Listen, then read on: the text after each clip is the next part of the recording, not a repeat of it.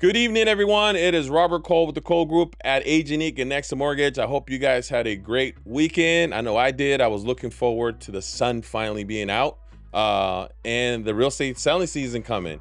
Now, there's an event that happened this week that has been happening every couple of months, which we're all aware of, that I want to talk to you guys about. And a couple of things are about to happen in the next couple of days regarding pros and cons, and you'll see what I'm talking about as soon as I show you guys. So let's talk about it. So the Fed fund has been increased. Fed fund rate, has been increased by another quarter of a point, which leaves us at 5%.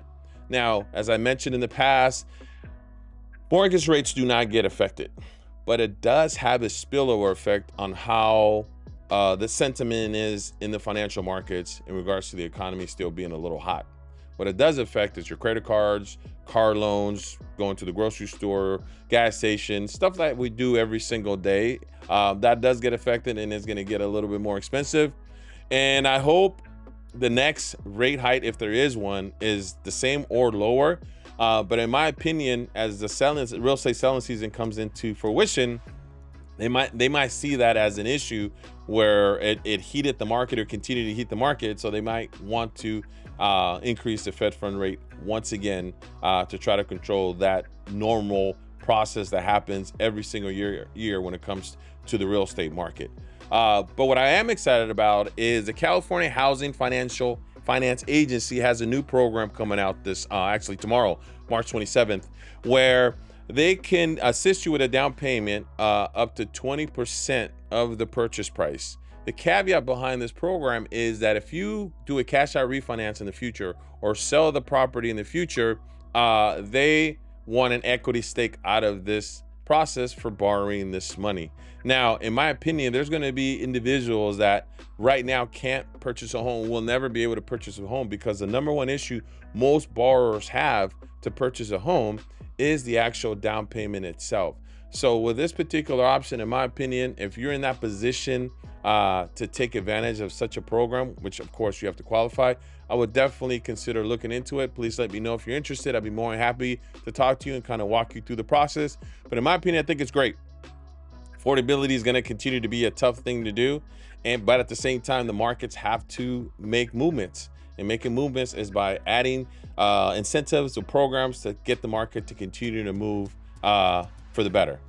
Now, the other thing that I'm not too happy, and I know a lot of people in this price point are not happy, they call it the mansion tax, which starting April 1st, anyone that sells a house over $5 million in the city of LA will have a 4% tax of the sales price to the seller.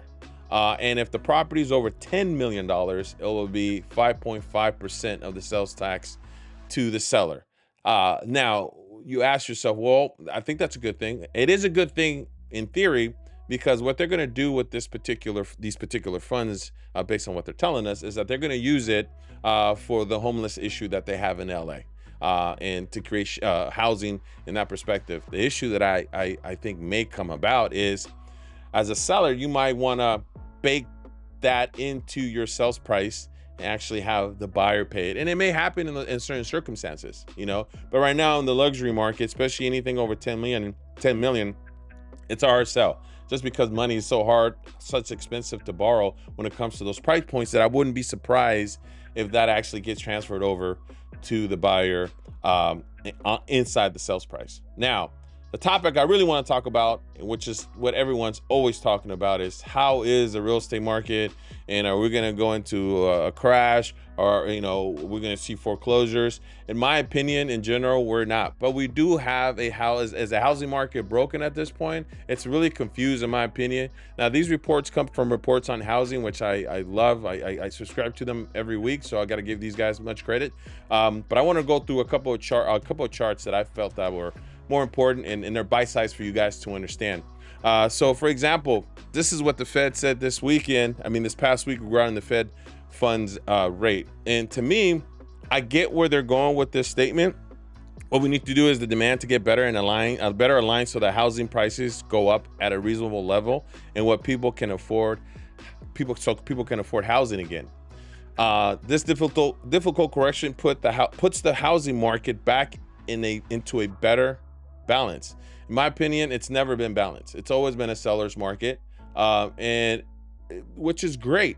But at the end of the day, what we need to do is create supply.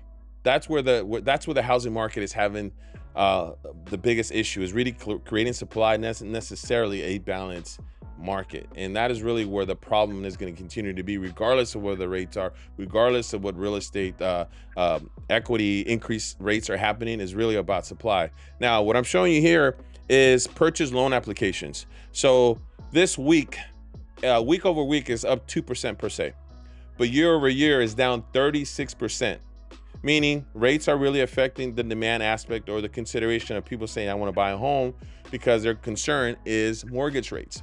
So this is where we talk about the mortgage market being a little bit confused, not necessarily broken, on what direction it wants to go. Because one, there's not enough supply, but at the same time, demand is not increasing as well. But we are coming up to the selling season, started in April. So that perspective may actually change and balance it out a little bit better.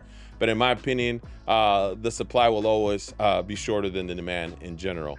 So what you're looking at here is inventory, listing inventory versus interest rates. As you can see, started in January of last year. As inventory went up, rates went up with it.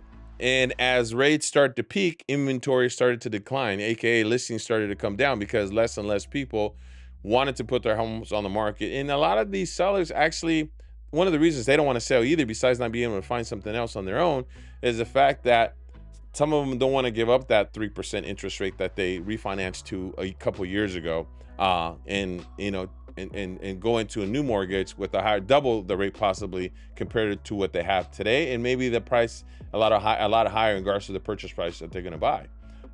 This particular chart here is overall the U.S. total housing inventory. Right now, we are at 1 million homes compared to what we were in 2008. In 2008, we had over 4 million homes available when the market actually crashed. Today, we're at 1 million or so. So where I'm getting at, there's still not enough supply compared to what happened when we had the big crash, recession. I don't know. I don't even want to give it a recession, but just the blip that we had back in 2008, in which we had a ton of inventory just sitting around for buyers to come by, but no one can actually get financing for it. So that's why we're in a different particular market than we were back then. Now, the next chart you guys are looking at here is year-over-year listing inventory. Year-over-year listing inventory. Pre-COVID, we had 35,250 listings at this time. Right now, we have, same time, right now we have 19,100 listings in Southern California. So we are short. I mean, there's plus 85% compared to what we are today. And once again, I don't see it. Yeah, the selling season's coming, but I don't see that increasing much more. What you're looking at here is from January till today, till February, excuse me, we are minus 41%, aka 17,400 listings that haven't came out into the market, that are actually missing compared historically what we're looking at. And if you look at the different colors on the chart there, we're in blue, the short line, which is 2023. And as you guys can see, even in 2022, our listing count was a lot higher than it is today.